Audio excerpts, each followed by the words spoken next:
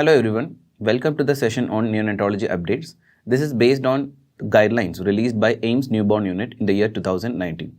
This is targeted for students who are appearing for this coming AIIMS exam. This update will be mainly about the various aspects of the normal newborn care as well as some neonatal disorders.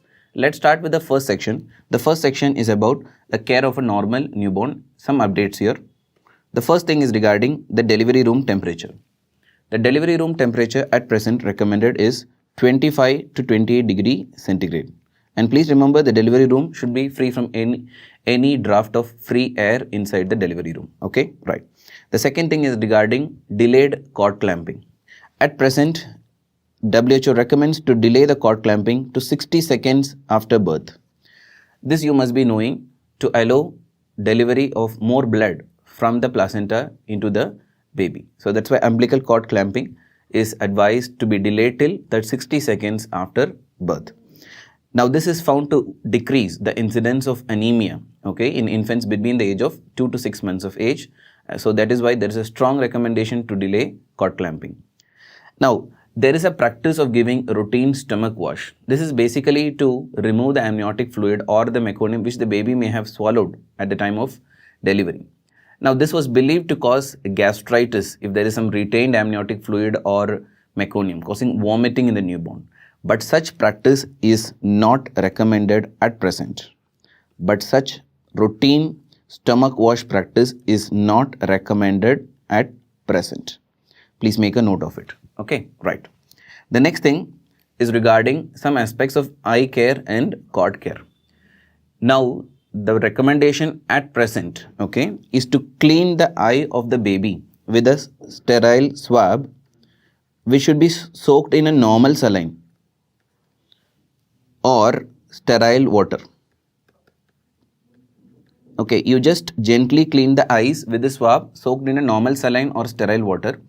There is no need for routine topical antibiotic application.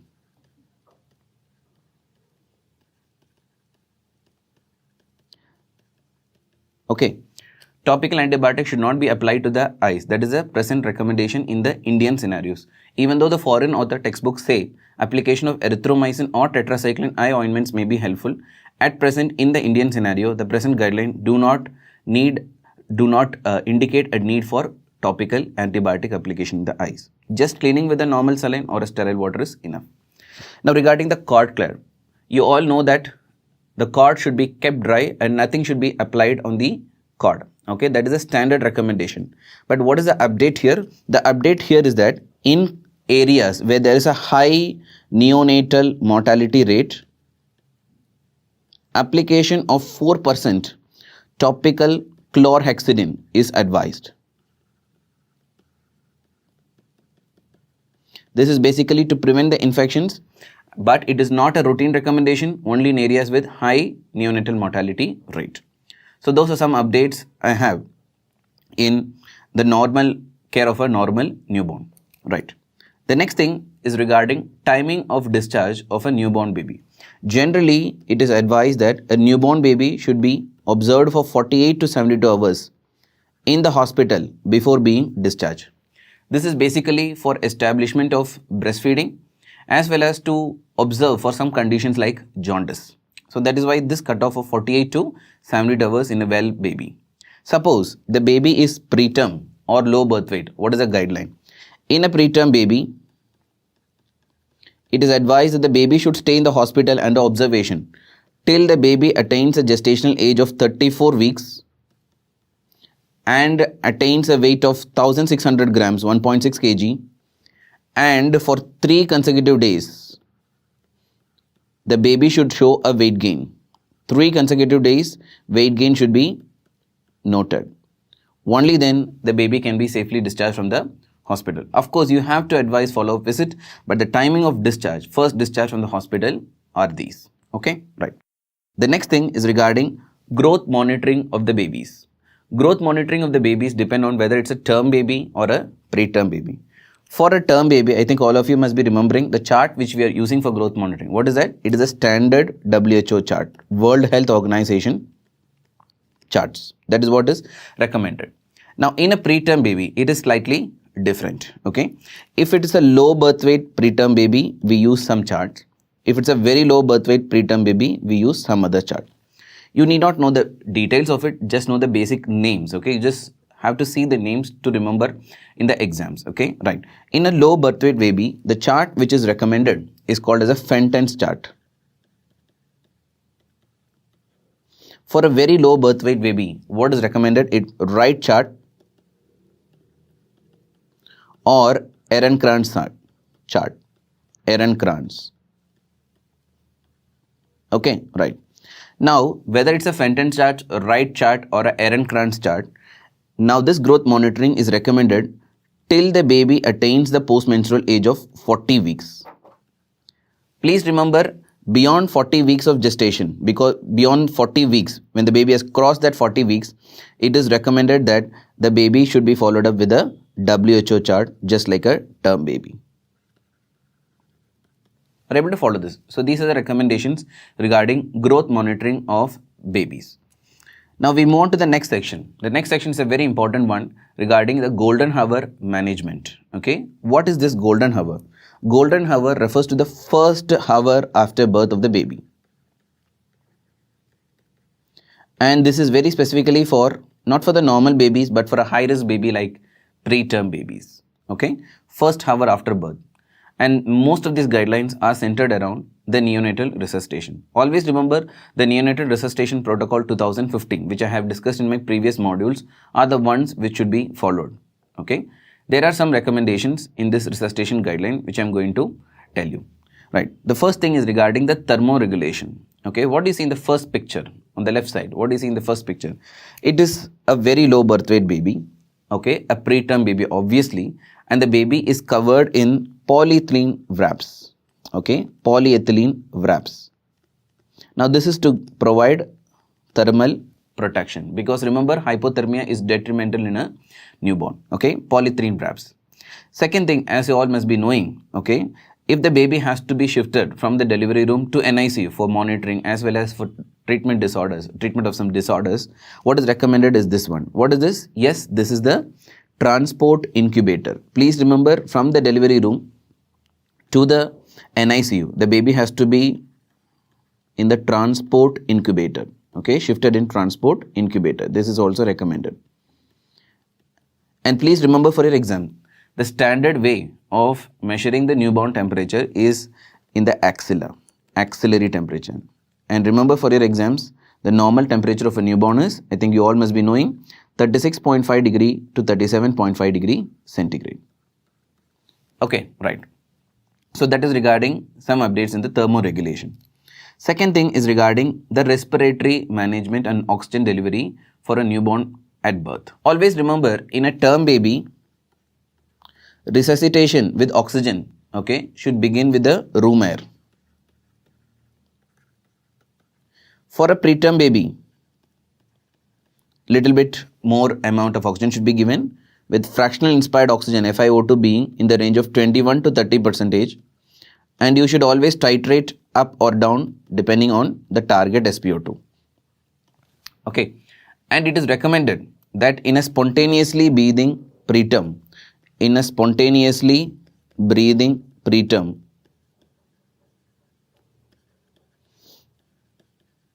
okay, spontaneously breathing preterm at the time of delivery has some amount of respiratory distress or labored breathing, you can give what you can advise at the time of birth for a spontaneously breathing preterm but having some labored breathing or some respiratory distress. Yes, you have to advise CPAP, and at present CPAP is better delivered using a T-piece instrument. Okay, make a note of it. CPAP using T-piece is now recommended for spontaneously breathing preterm. One advantage of this T-piece is that it can provide pressures. Right. The next thing is that if you are using, okay, suppose the baby is requiring resuscitation and you are using the oxygen delivery devices. What are the commonly used oxygen delivery devices? Yes, it is the flow inflating and the self-inflating bag, which is what we call it as a bag and mask resuscitation. Please remember for your exams, okay, avoid self-inflating bags. in preterm babies less than 32 weeks.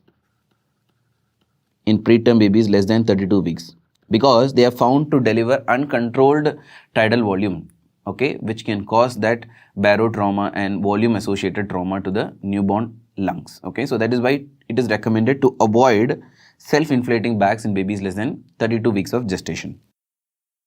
The other recommendation is that it is better that if you want to provide positive pressures, always provide it for a preterm using a TPs. TPs is now getting excellent popularity in neonatal resuscitation, that the AIIMS guideline recommended to be used whenever a baby requires a resuscitation, and that too requiring positive pressure ventilation. This TP can deliver a positive inspiratory pressure of 15, positive and expiratory pressure of 5 centimeters of water as an initial way of delivering the pressures. Okay, so if the baby requires positive pressure ventilation, now the recommendation is to give it through a TPs resuscitator. Okay, right.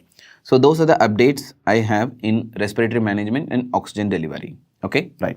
Now, something related to the oxygen delivery devices. Okay, there are some standard oxygen delivery devices and something which is new. First, let me tell you the usually used ones. Okay, what is this one? This is the classical free flow oxygen delivery device. Okay, this is the free flow oxygen which is delivered via the tubes. Right. This is supposed to be one of the most easy ways to administer oxygen.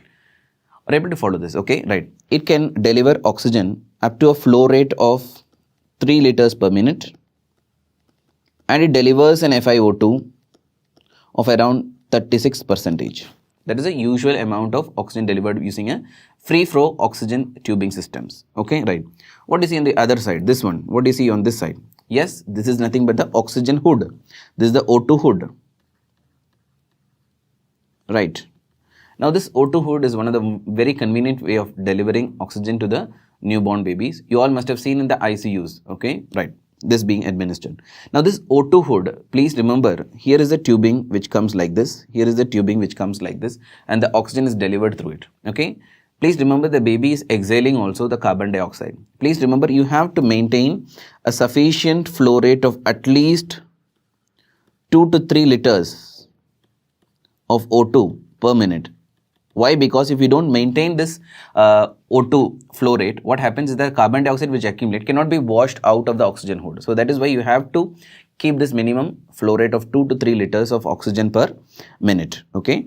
And please remember, this can deliver a minimum FiO2 of 20%, and this can deliver up to 100% FiO2. So this is one of the very good devices for oxygen delivery in a newborn. Right.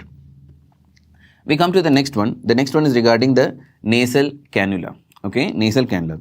What you are seeing is a classical nasal prongs which are inserted into the baby's nose. Okay, they are called as a low flow oxygen delivery devices. They are called low flow nasal cannulas. They are called low flow nasal cannulas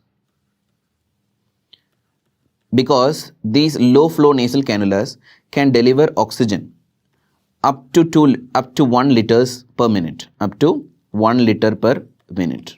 Okay, right. And it delivers FiO2 somewhere in the range of 35 to 45%. Please remember, you cannot give high flow oxygen through this nasal cannulas. Why? Because basically remember, the oxygen which is coming through the nasal cannulas, okay, is not heated and it is not humidified. Okay, it's a dry air and it is a cold air. If you give high flow rate, what is going to happen? Yes, it can be detrimental for the nasal mucosa. It can cause drying of the nasal mucosa. Okay. And in the airway also, it can cause inflammation and it can actually increase the airway resistance, thereby impairing the oxygen delivery to the alveoli and the lungs. Are you able to follow this? So that is why you always have to give a low amount of flow through the nasal cannula. It cannot be used for high flow rate. So what is the alternative if you want to give high flow? Okay, that is what is the update I have for you. It is called as HFNC. What does this HFNC stand for? HFNC stands for high flow nasal cannulas. High flow nasal cannula. An advantage of this high flow nasal cannula is that it can provide heated and humidified oxygen. It provides heated and humidified oxygen to the baby. That is the advantage of this high flow nasal cannula. So there is no problem of this drying of the nasal mucosa. There is no problem of increased airway resistance. And because you are giving a high flow nasal cannula, what are the advantages of this device? The advantages of the device is that it recruits more functioning alveoli. It recruits more functioning alveoli.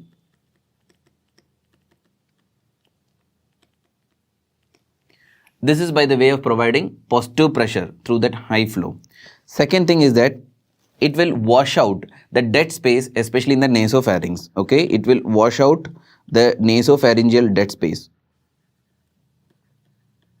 All these things will result in improved ventilation and oxygenation in a newborn. So it will wash out the nasopharyngeal dead space. So this high flow nasal cannula, the advantage is that it can deliver flow rate of 2 to 10 liters per minute. And now the AIIMS guidelines recommend that it can be used as an alternative for CPAP, because it provides pressures as well as provides a high flow rate. So that is the advantage of this high flow nasal cannula, right?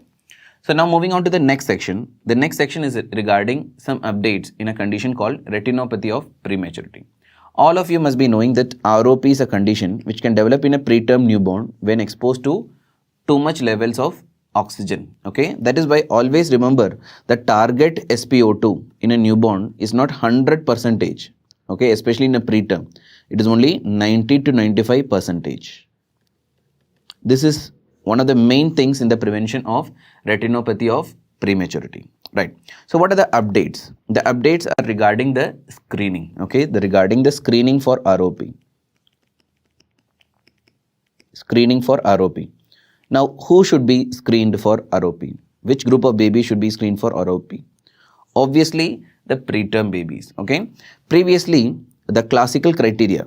Okay, the classical criteria for babies who should be screened are a preterm baby less than 32 weeks of gestation, less than 32 weeks of gestation, or a baby who is weighing less than 1.5 kg. That was the classical recommendation. It is now followed, okay? But now there is some additional recommendation also. This includes preterm babies between 32 to 34 weeks of gestation,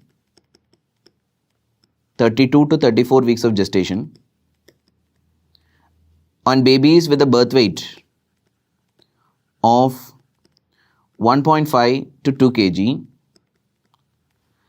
In these group of babies, if they had some problems in the newborn period, for example, they required ventilatory support, okay, they required ventilatory support like mechanical ventilation or CPAP,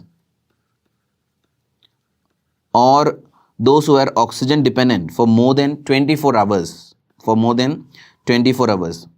or babies who had required inotrope support, for example, condition like shock,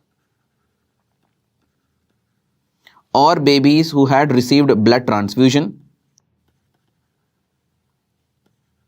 or babies who had culture positive sepsis. Basically, any newborn in this category who had a turbulent neonatal course, they require screening for ROP, right? The next thing to be remembered is when to screen for ROP. Okay, when to screen for ROP.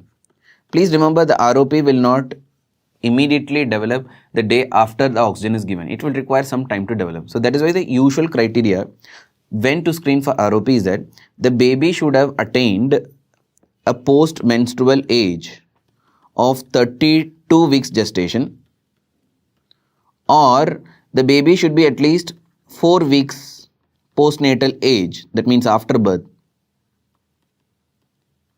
whichever is later. This is the usual criteria. Okay. Now there is an update which says that if a baby is born at less than 28 weeks gestation, screening should be carried out at 3 weeks after birth. Please note, it's not 4 weeks, it is 3 weeks after birth, because in this age group, okay, there is one severe form of ROP called as APROP, aggressive posterior ROP. As you can infer from the name, it's a very severe form. Now for this, an early detection is advised by around 3 weeks after birth. But please remember, this is applicable only for babies born less than 3 weeks of gestation. So that's about the when to screen for ROP. Now what is the usual method by which you screen for ROP? The usual method by which you screen for ROP is, yes, what is that usual method? Anybody, what is that usual method? Yes, it is indirect ophthalmoscopy. It is IO, indirect ophthalmoscopy. Now, there is something which is new, which has been proposed in the guidelines. Okay, it is called as wide field digital camera examination. It's called wide field digital camera examination. Digital camera examination. It's also called as a ret cam. It's also called as a ret cam. You're visualizing the retina basically. That's why it's called a ret cam. Now please remember, okay, this has got a varying sensitivity. This has got a varying sensitivity. Means it is not very well suited for screening purposes. But the point to be remembered is that it has got a high specificity. It has got a high specificity. Make a note of it. So if they ask you the question, which is the screening method of choice for ROP, always the answer is indirect ophthalmoscopy. But if they ask you which is a better method or which is a very specific method for detection of ROP in the newborn babies, please choose this new investigation, wide field digital camera. It is not widespread, it is not widely used because of the cost factor as well as some standard recommendation guideline. But still, if they ask you the question, especially the AIIMS exam, which has got a high specificity for diagnosing ROP, always choose wide field digital camera or ret cam, right? So those are the updates I have in retinopathy of prematurity. The next thing I want to discuss about is regarding some guidelines which have come up for newborn hearing screening. Okay, newborn hearing screening. Right. So what do you see in the picture? What do you see in the picture? Okay, it is something like a microphone, okay, or an earphone which is placed in the ear canal of the newborn baby. And what happens is that the examiner, okay, gives some stimulus in the form of some clicks, okay, clicks from that handheld machine, okay. Now he is going to analyze the response. He is going to analyze the response, which is an indicator of hearing the newborn. Any idea what is this? Yes, what is this investigation which is being performed? Any idea? Yes, it is called as OAE. What is this OAE? It is otoacoustic emissions. It is otoacoustic emissions. Otoacoustic emission. Okay. Otoacoustic emission is a simple screening test, okay, which detects the newborn hearing by detecting the signals within the cochlea. You know the level? Yes, it is till the level of outer hair cells in the cochlea. Okay. Okay. The limitation of this otoacoustic emission is that it cannot be useful to detect auditory neuropathy. Okay, that is a big limitation. Auditory neuropathy cannot be detected or screened for using this method. That is the only limitation of otoacoustic emission. But please remember, OA is the one which is commonly done in so many hospitals. So what is a better version of this newborn hearing screen, okay, which is now making inroads, okay? It's called as AABR. What is this AABR? AABR stands for Automated Auditory Brainstem Response. Automated Auditory Brainstem Response.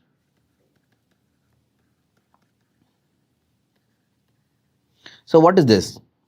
You are placing some, as you can see from the picture, you are placing something like an electrodes on the scalp, okay, in the forehead region, okay, in the mastoids, two mastoids, and one behind the neck, that is the nape of the neck, and you are recording the signals which are released from those electrodes, okay.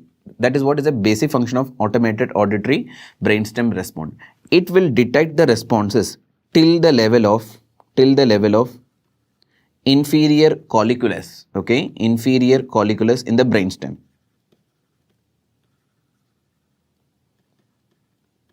Okay, so you can naturally infer, because this assesses the response from the eighth nerve to the level of inferior colliculus in the brainstem. It is a better newborn hearing test. It's a better newborn hearing test. So now what the guidelines recommend is that, okay, if you are having a high risk baby who is at a high risk of hearing loss, for example, a baby have received some ototoxic medications like aminoglycosides, or the baby had a severe jaundice requiring exchange transfusion, or baby has some craniofacial anomalies, then AABR is recommended. So I will just put it up like this. Any baby who is at high risk of developing hearing loss, you can advise AABR instead of otoacoustic emissions. Please do remember for your exams, this AABR is a screening test which will give the results in the form of pass or fail. Fail means at risk, or the baby is probably having a hearing deficit, okay? Whereas there is one more test called as a BERA. What is this BERA? You must have studied in your ENT session. What is that? Yes, it is a brainstem evoke response audiometry. It's a diagnostic test. It's a diagnostic test. Please remember, BERA displays the results in the form of waveforms, which has to be interpreted by a trained audiologist, okay, specialist, okay, whereas this AABR is only a screening test where anybody can interpret pass or fail. So remember the two related terms. One is AABR, which is screening test. Second is BERA, which is a diagnostic test. So what is the present recommendation for newborn hearing? Okay, the present recommendation is that you have to do a two-step screening procedure. You have to do a two-step screening procedure with either of the test. So you can use a otoacoustic emission or automated auditory brainstem response, but the point to be remembered is it has to be done 2 times, okay? Suppose you are getting a report, okay, which is negative, or the child or the baby has passed the hearing test, then you can just keep the baby under follow-up. No need for any specific examination. But in the two-step screening, okay, you have done the test 2 times, okay, you have done the test 2, that's what is called two-step. You should do the test 2 times. In 2 times, okay, the baby has failed the hearing test, then you have to go for the confirmatory or the diagnostic test. What is this confirmatory test? The confirmatory test is nothing but BERA, B-E-R-A. Okay, right. So please remember, screening with either of otoacoustic emission or automated auditory brainstem response, but confirmation is always by BERA. Okay, right. Right. Now, we always say that breastfeeding is the best form of feeding any baby should receive, is it not? But there may be some situations, okay, where breastfeeding may be withheld for some reasons. For example, the condition called as antenatally detected absent or reverse diastolic flow in the umbilical vessels. What is the problem of this absent or reverse diastolic flow in the umbilical vessels? Okay, this condition is associated with hypoperfusion of the GIT, hypoperfusion, or even absent perfusion of gastrointestinal tract. What happens is that basically the blood flowing to the baby is less. So how does the baby adapt? By diverting the blood to the vital organ like the brain, at the expense of the other organs like GIT getting affected. So that is why this condition associated with hypoperfusion or absent gastrointestinal tract. The classical thing is, because the GIT is not usually working, or very less amount of function is there in the GIT. Okay, basically the motility, absorption are very less due to decreased perfusion. The basic thing is to withheld breastfeeding, because it won't be of any use if the GIT is not functioning, right? So that is why the basic thing is to withheld breastfeed for some time after birth. But now this concept is being replaced. If you withheld breastfeeding for a long time after birth, okay, be it any baby, okay, if you withheld breastfeeding or breast milk for that purpose, okay, what is going to happen is that it is associated with increased risk of necrotizing enterocolitis as well as increased risk of feed intolerance. To overcome this condition, to overcome this risk of NEC as well as feed intolerant. Now what is advised for this group of babies, okay, who are having absent or reverse diastolic flow, is to start something called as minimal enteral nutrition. Minimal enteral nutrition, men, okay, minimal enteral nutrition. So what are we giving? Okay, we are advising breast milk, okay, we are advising breast milk in minimum quantities like 10 to 15 ml per kg. It's not like the usual breastfeed where you give lot of volume of breast milk. It's only minimal amount like 10 to 15 ml per kg per feed. Okay, right. So what is the advantage of this minimal enteral nutrition?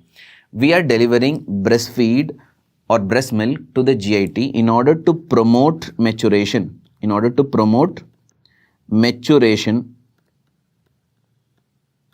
of the gastrointestinal tract. Okay, right. So because this is promoting the growth and maturation of the gastrointestinal tract, it is basically not for nutrition. Remember, it is not for nutrition at all. It is for maturation of the GIT. Okay, right. So this form of minimal enteral nutrition is also called as trophic feeding. Trophic feeds. What is the meaning of trophic feed? Trophic means growth. Okay, it is promoting growth of the intestine. That is why it is also called as trophic feeding. So get used to this concept of minimal enteral nutrition or trophic feeding, which is advised now in every baby who has antenatally detected absent or reverse diastolic blood flow. Okay, right. So talking about NEC, there are some new things which have come up in the management aspect of NEC. Okay, I'll just list down those things which are new in the management of necrotizing enterocolitis. Okay, NEC, right. You all know that antenatal steroids like betamethasone and dexamethasone is given classically to a preterm mother to decrease the incidence of respiratory distress in a newborn by causing maturation of the surfactant. But please remember, they have found out by various studies that antenatal steroids also decrease the risk of NEC. Antenatal steroids also decrease the risk of NEC. Please make a note of it.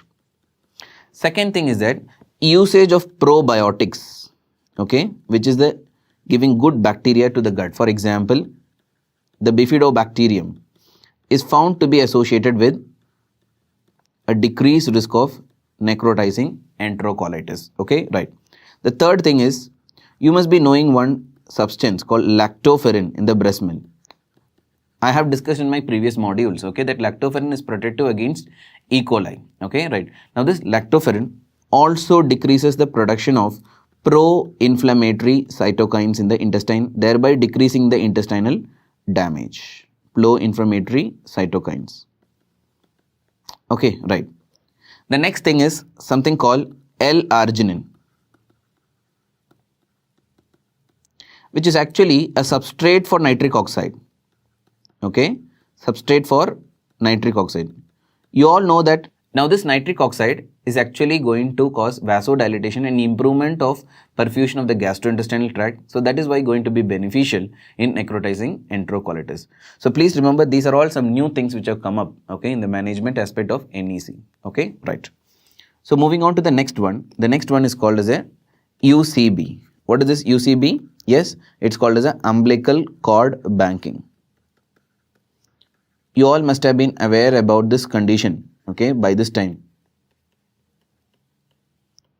Okay, aware about this concept, of this umbilical cord banking. What is that? You take the blood from the umbilical cord and preserve it for a later use. Okay, basically remember, the blood is collected from the umbilical vein. The blood is collected from the umbilical vein.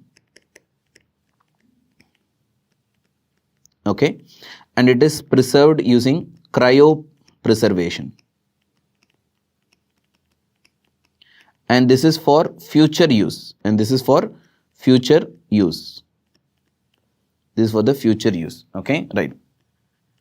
Please remember, it is used to treat certain hematological condition, immunological condition, or some metabolic conditions, okay, which the baby can be suffering, and it can be useful for a future use. Okay, so that is the umbilical cord banking. Okay, right. Now this umbilical cord banking, okay, could be a private one where it is useful for that particular baby only, okay, which is what we call it as a autogenic purposes, or it can be used for one of the condition which can be treated in a family members, okay, which is what we call it as a allogenic purposes, okay, related family members. Or this can be completely be a public bank, okay, where it can be used for any person, okay. So it is private or public umbilical cord banking. So what are these clinical benefits of this umbilical cord banking, okay? As I told you, okay, it is for a future use. The best usage of the umbilical cord banking is in allogenic hematopoietic stem cell transplantation in conditions like thalassemia. Right. Okay, where one of the siblings or the other family members who are suffering from this condition, okay, may be given this form of treatment, okay, right. The next huge advantage is that transplantation is possible across HLA barriers. Transplantation is possible across HLA barriers. That is why it is noted that there is a very less risk of graft versus host disease if this umbilical cord blood is used rather than to the conventional hematopoietic stem cell transplantation. If umbilical cord blood is used, there is a very less risk of graft versus host disease. So please make a note about this new update which is regarding the umbilical cord banking. Now finally coming to the last section, okay, which is regarding surfactant therapy in neonates. You all know that surfactant therapy is one of the very important things in the management of a baby suffering from respiratory distress syndrome. Yes. Now when we talk about this surfactant therapy, I have some updates for you. Okay. Basically the types of the surfactant are two things. One is a natural surfactant. The second one is a synthetic surfactant. Natural surfactant is something, okay, which is obtained from the animal sources usually, okay, which is obtained from the animal sources. For example, bovine lipid extract or something like porcine, which is also called as a poractant, okay, poractant. Surfactant from the porcine is called poractant. These are the ones which are standardly used in so many places, okay, but always remember it's from an animal source. There could always be a possibility of some infection. There could always be a possibility of some allergy or hypersensitivity to the animal protein. All this is there. So that is why they started producing the synthetic forms, okay. They started producing the synthetic form. Synthetic form is divided into different generation. The first generation is a protein-free form, which is not at all used nowadays, You need not know about them. Now, what is now used are the new generations of synthetic surfactant, which are now being routinely included, okay, in the management, okay. They are now second generation and third generation. So basically, they include the protein part of the surfactant also, okay. You all must be knowing that surfactant proteins, which are named as SPA, B, C, D, like that, okay, right. Now this new forms, the second generation is a protein containing surfactant protein B, okay. It's a recombinant surfactant protein B, okay. It is also called as a leucinactant, okay. It's also called as a synapaltide, okay, right. The next thing is called as a recombinant surfactant protein C, okay, which is actually also called as a lusupaltide, okay, okay. Just make a note of this new names, okay, which can be asked in the exams, okay. Then the next one is the third generation, which is not named yet, which is a molecule called CHF5633. It's a combination of both surfactant protein B as well as surfactant protein C. Okay, right. So nowadays slowly the strategy, okay, is to use more of synthetic surfactants rather than using the natural surfactant, because natural surfactants are usually produced from the animal sources and lot of some adverse effects are possible. Okay, right. So these are the types of surfactant. The next thing I would want you to remember is what is at present, okay, at present the role of surfactant therapy in respiratory distress? Okay, right. When you give surfactant as a treatment, okay, after the baby develops respiratory distress, it is called as a rescue therapy. It is also called as a rescue therapy. Rescue therapy is basically the treatment, okay, right. Second thing is when you can anticipate respiratory distress, okay, in a preterm newborn, and you actually give surfactant before the development of respiratory distress. What is that called? Yes, that is called prophylactic surfactant therapy. Okay, right. At present, most centers use only the rescue treatment, that is after the development of respiratory distress.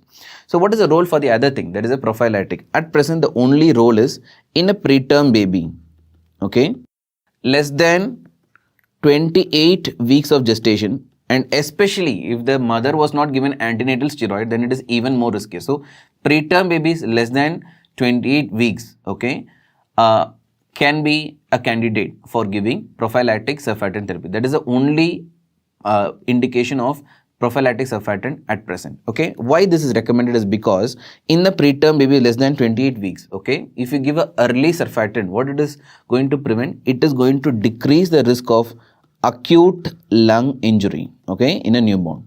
Okay, acute lung injury. Okay, right. Thereby the consequences can be prevented. Okay, now coming to the other part. What is the other part? Rescue. Rescue means what? After the development of respiratory distress. If you give it within 2 hours of development of respiratory distress, it is called as a early rescue treatment. That is what is ideal. That is what is ideal. Okay, right. Suppose the baby is delivered from a outside facility, health facility, where there is no provision for surfactant administration. The baby developed progressive respiratory distress, and they are referring to the baby to a tertiary center where there is provision for giving surfactant. Then the baby actually reaches late to the hospital. Okay, so you are giving surfactant therapy after 2 hours, more than 2 hours after developing respiratory distress. That is called late rescue therapy. After 2 hours of development of respiratory distress, you are giving surfactant. It's called late rescue. Okay, right. And as I am telling you, what is commonly recommended or what is commonly used is early rescue therapy is what is commonly the role of surfactant at present in RDS. Okay, right, right. So now the last thing regarding this surfactant therapy is what are the methods of giving surfactant. What is the most commonly and the classical method is to intubate the patient and to give surfactant, okay, because you have to make sure the surfactant enters into the alveoli. Is it not? Right. So what is the technique called? Yes, it's called as a insure technique. What is this insure technique? It is a usual technique. What is it? Intubate. After intubation, give surfactant. And after surfactant, extubate. Okay, after giving surfactant, extubate. So that is called as a insure. So INSUR and E. Okay, that's called the insure technique. But please remember, this insure technique is a invasive technique, is it not? So that is why there are some new techniques which are now advised as some less invasive or non-invasive alternative options to administer surfactant therapy. They are not standard recommendation. Always the recommendation is insure approach only. But still, you just have to be aware of the names if at all to be asked in the exam. So what are these techniques? Okay, the techniques are abbreviated like this. Number one is called as a LISA, LISA. Okay, what does this LISA stand for? LISA stands for less invasive. SA stands for surfactant administration. Less invasive surfactant administration. So what you do here is you are going to do laryngoscopy. Now after laryngoscopy, you are not going to do endotracheal intubation, but what you are going to do is you are going to take a soft tracheal catheter or going to take a feeding tube. Soft tracheal catheter, or you are going to take a feeding tube, and with the help of the forceps, okay, like Megile's forceps, you are going to guide it into the trachea, and via the tube you are going to administer surfactant. So that is called LISA, less invasive surfactant administration. The second thing, okay, is called as a MIST, MIST. What does this MIST stand for? MIST stands for minimally invasive surfactant therapy. Okay, it's called minimally invasive surfactant therapy. So what is this? Here you are again doing laryngoscopy, okay, but you are not using a soft tracheal catheter. You are going to use a hard tracheal catheter, like for example, a angiocath catheter. Angiocath catheter. So what is the advantage we have is that you need not even use the forceps also to guide the catheter. You are just going to insert it via the laryngoscopy, with the help of laryngoscopy, into the trachea. So no use of forceps here. That is what is minimally invasive surfactant therapy. The third one, okay, is called as with the help of LMA. What is this? LMA, laryngeal mask airway. The fourth one is called as nebulized surfactant administration, which is almost like a non-invasive way. Nebulized surfactant administration. But please remember, the nebulized surfactant administration may not be going to deliver the surfactant accurately into the alveoli. So that is one of the least favored techniques. Okay. Anyway, these are not standard recommendation. The standard one is always the ensure approach. Okay. I have just given you an idea about the new things which have been updated in the guidelines. Okay. So if at all a question is going to be asked, you just have to remember the names. So that completes the discussion about this new guidelines which have been released by the AIIMS Newborn Section 2019, relevant for your coming exams.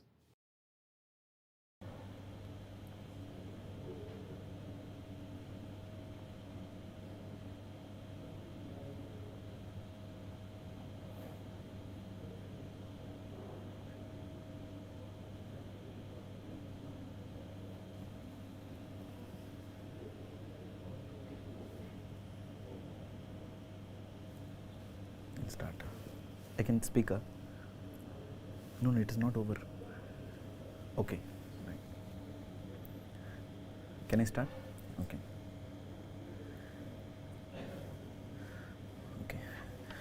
Okay. So students, I think it was useful for you. That was a short session about the updates based on the guidelines.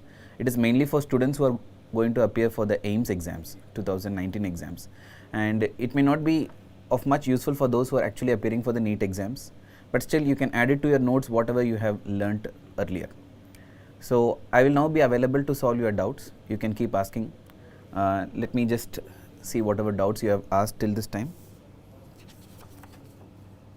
So whether head covering necessary for hypothermia cases? Definitely yes, because head is the most important site from where a baby loses heat by radiation. So head covering is always important. See, this was only an update session. I have just added the points which you already know. What is the duration of secondary immunodeficiency in nephrotic syndrome? See, it's for a variable duration. If you give the duration of steroids for around 3 months, that is 6 weeks of daily steroids and 6 weeks of alternate steroids, okay, you have to wait at least a month before giving the other vaccinations. Then temperature, infections to remember for AIIMS. Okay, infections to remember, see, most of the times, okay, in your AIIMS exams, the questions will be targeted on typical pediatric infections or congenital infection. I find that according to the recent pattern questions, the torch infections group is one of the most probable questions expected, not only for AIIMS as well as for the NEET exams. What are the breastfeeding in HIV mother? See, I have told you that before, okay. In India, okay, breastfeeding can be continued if that is the only option available for the mother. She is not able to afford that formula feed, she can go for breastfeeding. Only thing is that the baby should take prophylaxis, the mother should continue antiretroviral treatment. It is not an absolute contraindication. Maybe we can take it as relative contraindication. Then in HIV, early cord clamping. Okay, see, according to the latest guidelines, even if the mother is HIV positive, still delayed cord clamping is advised. Okay, it is not early cord clamping. However, the baby is asphyxiated at birth, or it's a twin delivery where I have to deliver the other baby. If there are other indications for early cord clamping, then it can be done, but HIV is not a contraindication for delayed cord clamping. Delayed cord clamping has to go on even if the mother is HIV positive. Okay. Right. Kawasaki versus HSP. I think you're asking about the most common vasculitis. Yes, as I had told in my lectures, okay, according to the recent OP Guide textbook, Kawasaki disease is the most common vasculitis now in pediatric population. Previously it was HSP, now it is Kawasaki disease.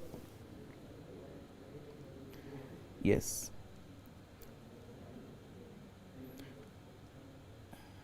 Which one? 1 minute, I'll just looking at.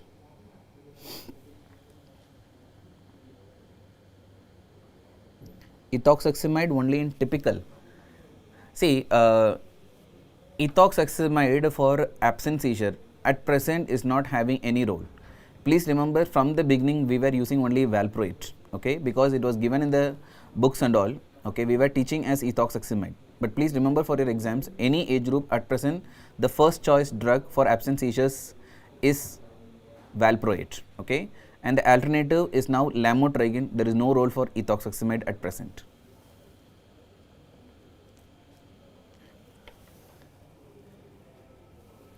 Okay.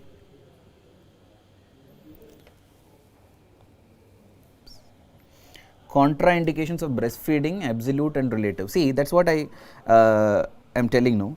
Absolute contraindication, if you look at, one is in the baby, okay, I am talking about breastfeeding contraindications.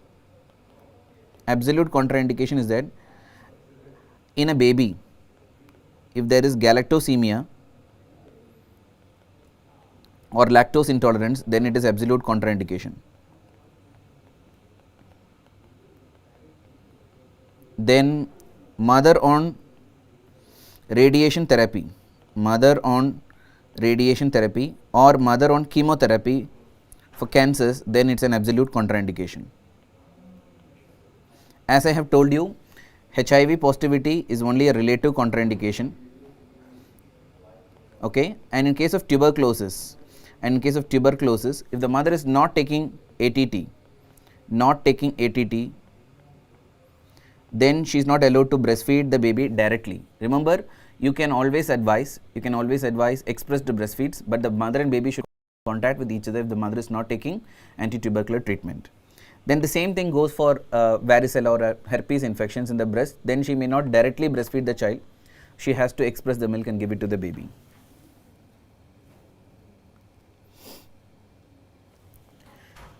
Please briefly explain treatment of Kawasaki when to give steroids. See, there is nothing like a primary management of Kawasaki with steroids. Okay, the primary management of Kawasaki disease, where so many studies have indicated a good outcome, is with IVIG. So, Kawasaki disease, the treatment of choice is IVIG, and we always add aspirin to the treatment because of its anti-inflammatory role. Steroids is usually not a first line treatment for Kawasaki disease.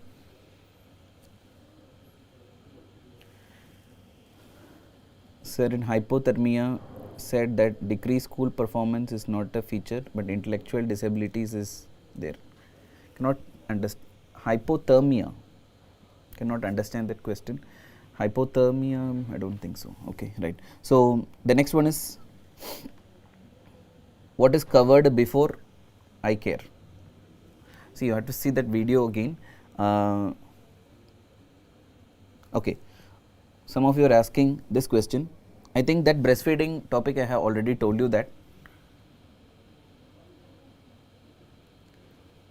Which vitamin is minimum in breast milk, vitamin K or D or C? See, when you talk about the deficiencies in breast milk, the most important vitamin deficiency in breast milk is vitamin K, followed by vitamin D, followed by that, in strictly vegetarian mothers, vitamin B12 also is found to be deficient. Please remember, vitamin C deficiency is only in babies who are taking only pasteurized cow milk, okay, pasteurized cow milk. It is not related to the breast milk. Okay, fine. Next one.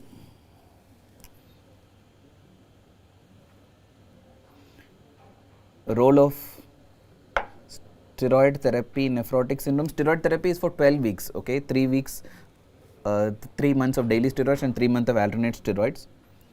Most common cause of neonatal sepsis. Yes, this is one question which so many students are asking nowadays, basically because of so many references they get from the notes or from other institutions. Okay, please remember for your exams that most common cause of neonatal sepsis at present, okay, in India is still Klebsiella. You need not go by the studies and all which say some other organism. In India, the most common cause is Klebsiella. Okay, according to the books, it is Klebsiella. That's what you need to know for your exams. Important scoring systems to be remembered in AIIMS. I think you are asking about the neonatology. Yes, recently we had one small video based question on Silverman scoring system. Scores in neonatology, you have to know the Silverman scoring system. You have to know the name, okay, that Ballard scoring system. You need not know the full scores, but Ballard scoring system is for assessment of maturity, that is the gestational age of the baby, that has to be remembered. And Sarnet and Sarnet staging. Sarnet and Sarnet staging for HI you have to remember. You have to know about the modified Bell staging for NEC, modified Bell staging for NEC. You also have to know about, of course, the Apgar scoring. I think these are the important scores for newborn, okay, for the coming exams.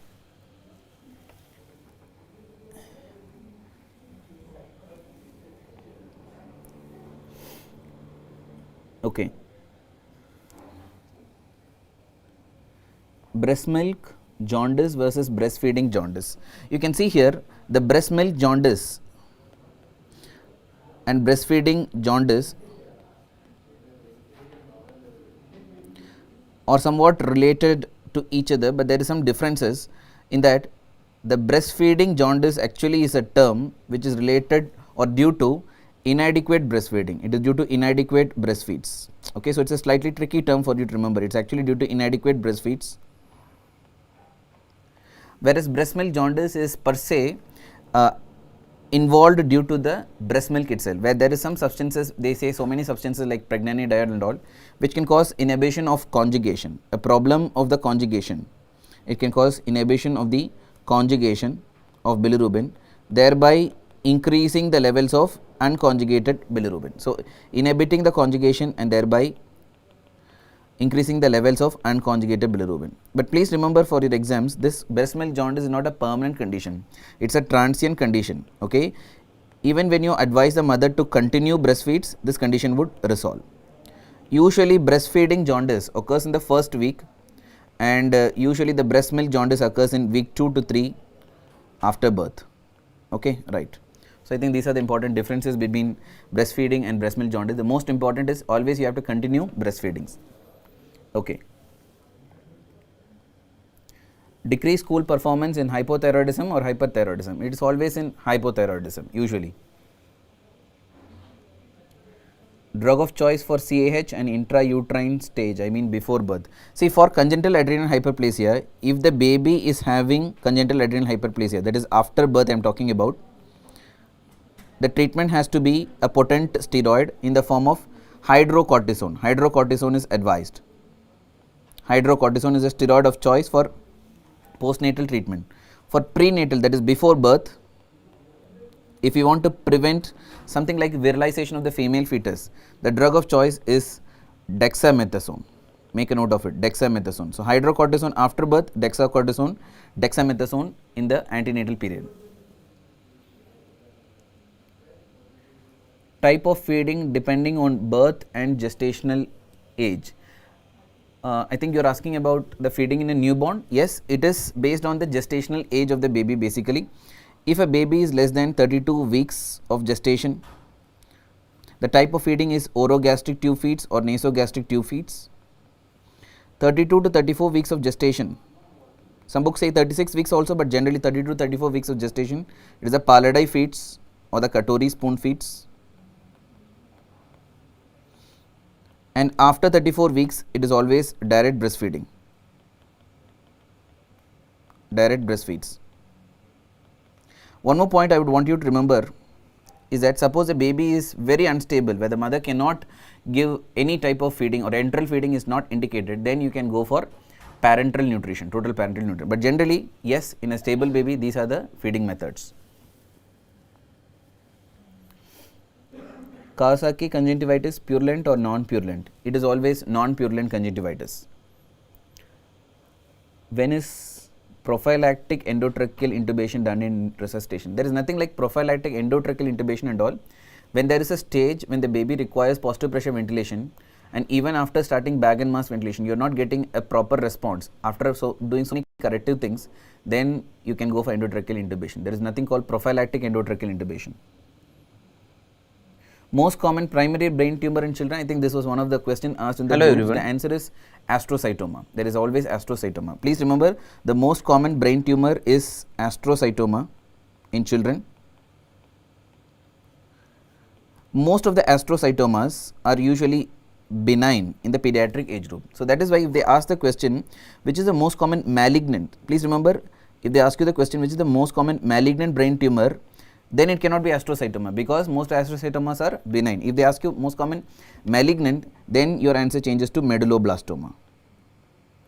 Okay, right. Okay.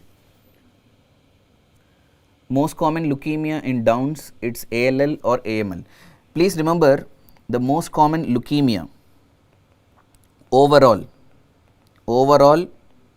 is ALL, acute lymphoblastic leukemia. Please make a note of it. In Down syndrome, overall is always ALL.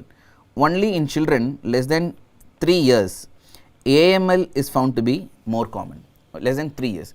But most of the times your national board questions, they will not mention any age group and all. They just ask you most common leukemia in Down syndrome, always mark ALL as the answer. And one peculiar type of AML which is common in children with the Down syndrome is AML M7, which is a megakaryocytic type of leukemia. Right. Prenatal steroid which is advised is dexamethasone, because the appropriate formulation of betamethasone is still not available. Okay. So always remember, you have to choose one answer in the exam, choose dexamethasone as the answer according to the Indian scenarios. Most common, what is that? List most common cause of neonatal meningitis. See, neonatal meningitis, if it's a question, it is E. coli. In the other age group, the most common cause of meningitis is Streptococcus pneumoniae. Meconium stained baby resuscitation, I think I have covered this in my resuscitation module also. Okay. See, suppose the baby is born by meconium stained liquor. See, MSL stands for meconium stained liquor. Suppose a baby is born by meconium stained liquor and the baby cries, then nothing specific needs to be done. It is just like any other baby. You have to keep the baby with the mother and start the process of breastfeeding. Just watch out for respiratory distress, that's all. However, the baby did not cry. And when the baby is torn, the most important point to be remembered is no need for routine tracheal suction at birth itself. Right. And what are the other questions? Even before drying the baby, should we cover with polythene? No, it is not like that. See, I was telling you, the first step always in the management of hypothermia as per the protocol is drying the baby. Okay. Receiving the baby in the warm towel and drying the baby. But suppose the baby requires additional protection, then you have to cover the baby. I was just telling you that in a very low birth weight baby, that polythene cover is going to be helpful. It's just an update, it's just an addition to the usual discussion. What is the prophylactic therapy for a baby born to HIV mother? And would you be giving BCG vaccine to baby with TB positive mother? Yes, I had told you that breastfeeding in HIV just a little before. And BCG vaccination should be definitely given to a baby born to a TB positive mother. The only recommendation at present is that the BCG vaccination should be given after completion of INH prophylaxis. Please remember, for babies born to TB positive mothers, okay, we give INH isoniazid prophylaxis. After completion of INH prophylaxis, you can go ahead for BCG vaccination. But yes, answer is it should be given to the babies. Okay. See, neonatal hypoglycemia, there is nothing like new definition and all. It is the usual traditional classic definition. It is the value less than 45 milligrams per deciliter. Okay. It is value less than 45 milligrams per deciliter. Please remember. in neonate. Okay, right. Suppose the question is for a older child other than the neonatal age group, then it is less than 54 milligrams per deciliter. This should be very clear. There is nothing like new definition, old definition and all. It is always the same.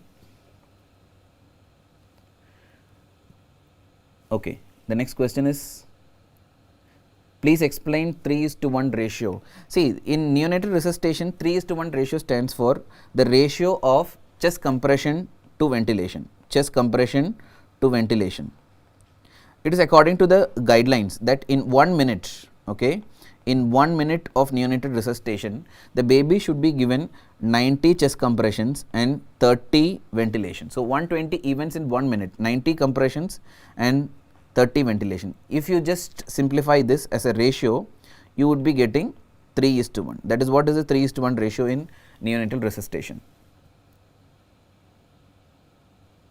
Ponderal index, kindly explain for asymmetric and symmetric. Yes, see, ponderal index, I think you all must be knowing, is calculated as weight in grams divided by the length of the baby in centimeters cube into 100. A value more than 2 is suggestive of symmetrical IUGR. A value less than 2 is suggestive of asymmetric IUGR. Right. In prophylaxis, for how many months? Okay, I think you are asking about the INH prophylaxis. See, the INH prophylaxis, the standard duration is 6 months. Standard duration is 6 months for TB. Right. See, in pneumonia classification, okay, let me just tell you this. It is according to the revised WHO guidelines. I have covered in my updates video also, revised WHO guidelines. It is not the ARI control program which we were previously using. Now it is no pneumonia, just pneumonia and severe pneumonia.